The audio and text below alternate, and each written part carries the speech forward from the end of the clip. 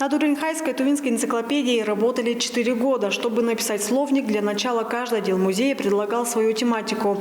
На 300 страницах темы, которые предложили ученые Тувы по своим направлениям.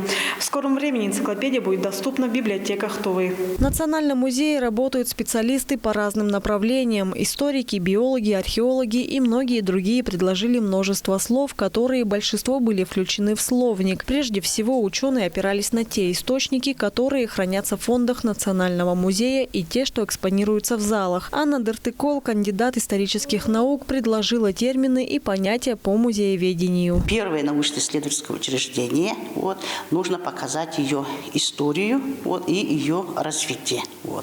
И здесь, какие были предложены и введены теперь уже энциклопедию. Это история музейного дела, как у нас в республике она создавалась. Затем, создание первого государственного музея, ныне Национального музея Республики Тыва.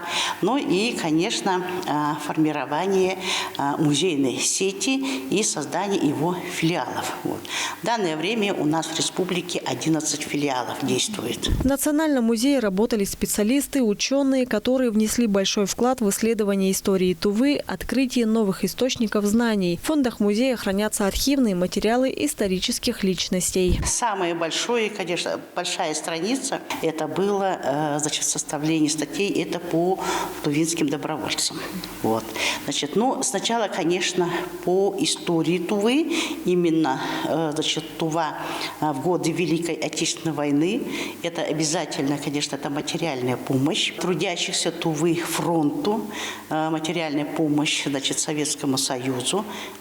Это, конечно, как происходила военная перестройка, начиная с 1941 года.